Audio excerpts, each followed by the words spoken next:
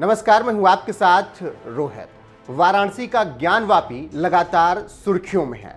मामला कोर्ट में है, फिर भी कोर्ट के बाहर भी बहुत सी चीजें ऐसी लगातार हो रही हैं जिसकी वजह से लगातार सुर्खियां बन रही हैं। 4 जून को स्वामी अविमुक्तेश्वरानंद ने ऐलान किया कि वो अनशन पर रहेंगे और उन्हें अंदर जाकर दर्शन करना है, पूजा पाठ करनी है। हालांकि मामला कोर्ट में है, इसीलिए कोई भी अभी पूजा पाठ नहीं कर सकता है। याचिकाएं जो हैं उन पर लगातार सुनवाई हो भी रही है, लेकिन अविमुक्तेश्वरानंद अचानक से वाराणसी पहुंचते हैं और वो उससे पहले ही ऐलान कर देते हैं कि वो 4 जून को ज्ञानवापी मस्जिद के वजूखाने में मिले शिवलिंग का दर्शन पूजन करेंगे।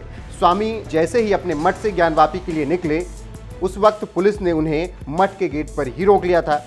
पुलिस की ओर से रोके जाने के बाद स्वामी अविमुक्तेश्वरानंद वहीं धरने पर बैठ गए और 4 जून से वो लगातार धरने पर थे। लेकिन अब खबर ये है कि उन्होंने अपना अनशन समाप्त कर दिया है। जी हाँ, अविमुक्तेश्वरानंद जो कि 4 जून से अनशन पर थे, उन्होंने अब अपना अनशन समाप्त कर दिया है और लगभग 5 दिन तक अनशन पर रहने के बाद उन्होंने अपना अनशन तोड़ा है। ज्ञानवापी सर्वे के दौरान मिले शिवलिंग की पूजा करने की जिद पर वो अड़े थे और अन्न जल उन्होंने त्याग दिया था। अनशन पर बैठे अविमुक्तेश्वरानंद ने अब गुरु द्वारका शारदा पीठाधीश्वर शंकराचार्य स्वामी स्वरूपानंद के कहने के बाद 108 घंटों के बाद अपना अनशन तोड़ दिया है। तो आप समझ सकते हैं कि किस तरीके से ये पूरा मामला अभी तक चल रहा था और अविमुक्तेश्वरानंद किस तरीके से जिद पर अड़े थे कि वो शिवलिंग का दर्शन पूजन करेंगे, जो कि दावा किया जा रहा है कि मस्जिद के परिसर के अंदर मिला था और वजू खाने में जहां पर वो मिला था और वहीं पर वो पूजा करने की जिद पर अड़े थे। हालांकि अब उन्होंने अपना अनशन तोड़ दिया है और वो इसी जिद पर अनशन पर बैठे थे कि वो जब तक पूजा पाठ नहीं कर लेंगे वो अनशन से नहीं उठेंगे। लेकिन अब उनका कहना है कि उनके गुरु का आदेश आया है और शारदा पीठाधीश्वर शंकराचार्य स्वामी स्वरूपानंद ने आदेश दिया है कि आप अपना अनशन तोड़ दीजिए, इसीलिए मैं अपना अनशन तोड़ रहा हूं। उनकी तरफ से ऐसा कहा गया है। तो वहीं आपको बता दें कि लगातार वाराणसी का ज्ञानवापी सुर्खियों में बना हुआ है। कोर्ट में तमाम याचिकाएं दायर की गई हैं और इस पर सुनवाई भी लगातार हो रही है। वजू खाने में वजू करने से पहले ही रोक दिया गया था। इसके अलावा वहां पर किसी तरीके की गतिविधि नहीं हो रही है। लगातार पुलिस प्रशासन मुस्तैद है और वहां पर किसी को भी पास भटकने नहीं दिया जा रहा है जो कि किसी भी तरीके की गतिविधि करना चाहते हैं।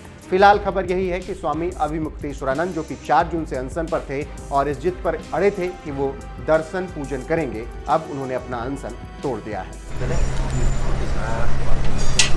महाराज जी, आज आपने अपना अनशन किया है, आगे की लड़ाई आपने? देखिए, ज्योतिष पीठ और द्वारका शारदा पीठ के जगत गुरु शंकराचार्य, जो कि इस देश के स्वतंत्रता सेनानी भी रहे हैं और इस समय देश के सर्ववरिष्ठ धर्माचार्य हैं, उनके आदेश से हम भगवान विश्वेश की पूजा के लिए आए थे और वो पूजा, वो आदेश पूरा ही कर दें, इसके लिए जान लगा करके आगे बढ़ रहे थे।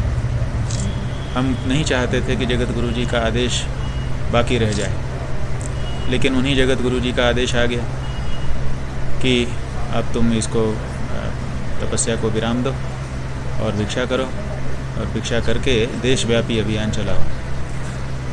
उनका ये आदेश इसलिए आया क्योंकि यहाँ का जो डीएम है वो सुप्रीम कोर्ट के आदेशों की उपेक्षा करके, उसकी गलत व्याख्या करके केवल एक पक्ष को पूजा की अनुमति वहाँ दे रहा है, केवल मुस्लिम भाइयों को नमाज़ पढ़ने का अवसर दे रहा है। हम मना थोड़े कर रहे हैं कि मुस्लिम भाइयों को नमाज मत पढ़ने दो, लेकिन हम तो ये कह रहे हैं कि हम हिंदुओं की भी बात सुनो, क्योंकि सुप्रीम कोर्ट ने ये कहा है कि सभी पार्टियों से चर्चा करके उनकी जो धार्मिक परिपालना है उसको ठीक से सुनिश्चित कराओ।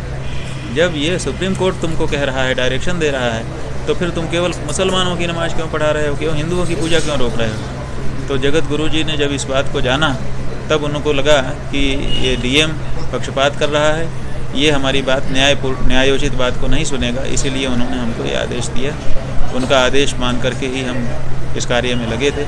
उनका आदेश मान करके अब जो इस तरह का वो आदेश दे रहे हैं उसको हम करेंगे।